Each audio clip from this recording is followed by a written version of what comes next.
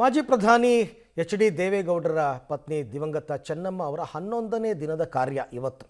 ಹಾಗಾಗಿ ಸುಮಾರು ಲಕ್ಷಗಟ್ಟಲೆ ಜನ ಬಂದು ಸೇರ್ತಕ್ಕಂಥ ಇದಿದೆ. ಬಹಳ ಚೆನ್ನಾಗಿ ಕಾರ್ಯಕ್ರಮವನ್ನು ಆರ್ಗನೈಸ್ ಮಾಡಿದ್ದಾರೆ.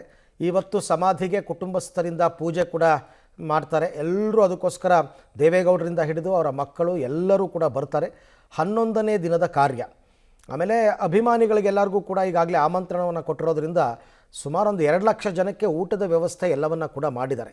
ಮೊದಲು ಕುಟುಂಬದವರ ವತಿಯಿಂದ ಸಮಾಧಿ ಸ್ಥಳಕ್ಕೆ ಪೂಜೆ ಗೀಜೆ ಎಲ್ಲ ಸಲ್ಲಿಕೆ ಮಾಡಿ ಆ ನಂತರ ಭೋಜನ ವ್ಯವಸ್ಥೆಯನ್ನು ಮಾಡಿದ್ದಾರೆ. ಎಲ್ಲ ಅಚ್ಚುಕಟ್ಟಾದ ಕಾರ್ಯಕ್ರಮ ಆರ್ಗನೈಸ್ ಮಾಡಿರ್ತಕ್ಕಂಥದ್ದು.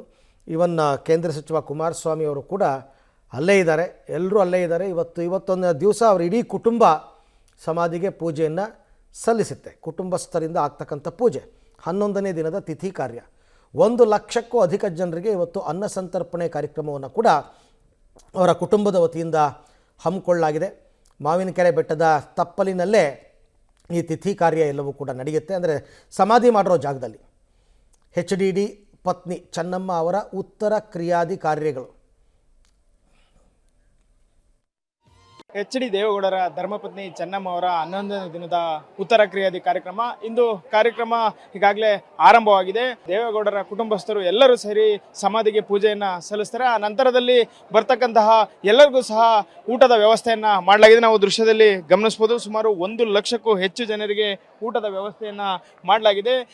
ಬಗೆಯ ಭೂರಿ ಭೋಜನವನ್ನು ಸಹ ಏರ್ಪಡಿಸಲಿ. ಯಾಕೆಂದರೆ ಮಾಜಿ ಪ್ರಧಾನಿ ಎಚ್ ಡಿ ದೇವೇಗೌಡರು ಹಾಸನ ಜಿಲ್ಲೆಯಲ್ಲಿ ರಾಜಕೀಯವಾಗಿ 65 ವರ್ಷಗಳ ಕಾಲ ಜಿಲ್ಲೆಯ ಜನತೆ ಅವರಿಗೆ ಬೆಂಬಲವನ್ನು ನೀಡಿದರೆ, ಅಲ್ಲದೆ ಕುಮಾರಸ್ವಾಮಿ ಅವರು ಇರ್ಬೋದು, ರೇವಣ್ಣ ಇರ್ಬೋದು, ಎಲ್ಲರೂ ಸಹ ಇಲ್ಲಿ ಹಾಸನ ಜಿಲ್ಲೆಯಲ್ಲಿ JDSನ ದೃಢವಾಗಿ ಕಟ್ಟಿ ಇರೋದ್ರಿಂದ ಇಲ್ಲಿ ಹೆಚ್ಚಿನ ಸಂಖ್ಯೆಯಲ್ಲಿ ಅಭಿಮಾನಿಗಳಿದ್ದಾರೆ. ಅಲ್ಲದೆ ಹೊರ ಜಿಲ್ಲೆಗಳಿಂದಲೂ ಸಹ ಸಾಕಷ್ಟು ಸಂಖ್ಯೆಯಲ್ಲಿ ಜನರು ಆಗಮಿಸ್ತಾರೆ. ಹಾಗಾಗಿ ಬರ್ತಕ್ಕಂತಹ ಎಲ್ಲರಿಗೂ ಸಹ ಊಟದ ವ್ಯವಸ್ಥೆಯನ್ನು ಮಾಡಲಾಗಿದೆ. ಚೆನ್ನಮ್ಮನವರು ಏನು ಮನೆಗೆ ಬರ್ತಿದ್ದಂಥ ಅತಿಥಿಗಳನ್ನು ಸತ್ಕಾರ ಮಾಡಿ ಅವರಿಗೆ ಊಟವನ್ನು ಬಡಿಸಿ ಕಳಿಸ್ತಾ ಇದ್ರು. ಹಾಗಾಗಿ ಇಂದು ಅವರ 11ನೇ ಕಾರ್ಯದ ದಿನ ಬಗೆಯ ತಿಂಡಿ ತಿನಿಸುಗಳನ್ನು ಮಾಡಿದ್ದಾರೆ. ಅದರಲ್ಲಿ ಅಕ್ಕಿ ಪಾಯಸ, ಕಜ್ಜಾಯ, ಲಾಡು, ಮೈಸೂರು ಪಾಕ್ ಸೇರಿದಂತೆ 5 ಬಗೆಯ ತಿನಿಸುಗಳಿರ್ಬೋದು. ಅಲ್ಲದೆ ವಡೆ, ಉದ್ದಿನ ವಡೆ, ಕಾಯಿ ಒಬ್ಬಟ್ಟು, ಬಿಸಿಬೇಳೆ ಬಾತು, ಪುಳಿಯೋಗರೆ, ಅನ್ನ ಸಾಂಬಾರು, ವಡೆ ಸೇರಿದಂತೆ ಬಗೆಯ ಖಾದ್ಯಗಳನ್ನು ತಯಾರಿಸಿದರೆ ಏಕಕಾಲದಲ್ಲಿ 22,000 ಜನ ಕೂರ್ಲಿಕ್ಕೆ ವ್ಯವಸ್ಥೆಯನ್ನು ಸಹ ಕಲ್ಪಿಸಲಾಗಿದೆ. ಯಾವುದೇ ನುಗ್ಗಲಾಗದಂತೆ ಸಹ ಪ್ರತ್ಯೇಕ ಕೌಂಟರ್ಗಳನ್ನು ತೆರೆಯಲಾಗಿದೆ.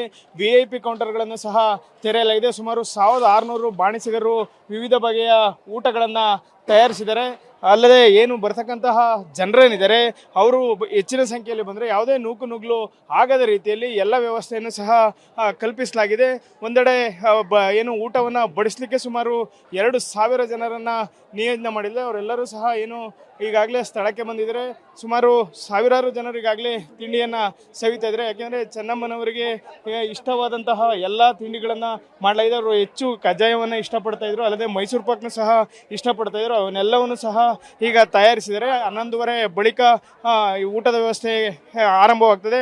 ಅಲ್ಲಿವರೆಗೂ ಸುಮಾರು ಏನು 10 ಗಂಟೆಯಿಂದ 11:30ವರೆಗೂ ಮಾಜಿ ಪ್ರಧಾನಿ ಎಚ್ ಡಿ ದೇವೇಗೌಡರು ಇರ್ಬೋದು, ಕೇಂದ್ರ ಸಚಿವ ಎಚ್ ಡಿ ಕುಮಾರಸ್ವಾಮಿ, ಮಾಜಿ ಸಚಿವ ಎಚ್ ಡಿ ರೇವಣ್ಣ ಸೇರಿದಂತೆ